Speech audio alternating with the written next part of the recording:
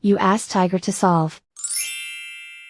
This deals with linear equations with one unknown. The final result is n equals 165. Let's solve it step by step. Simplify the expression. Simplify the arithmetic. Group all constants on the right side of the equation.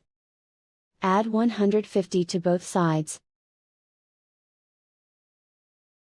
Simplify the arithmetic.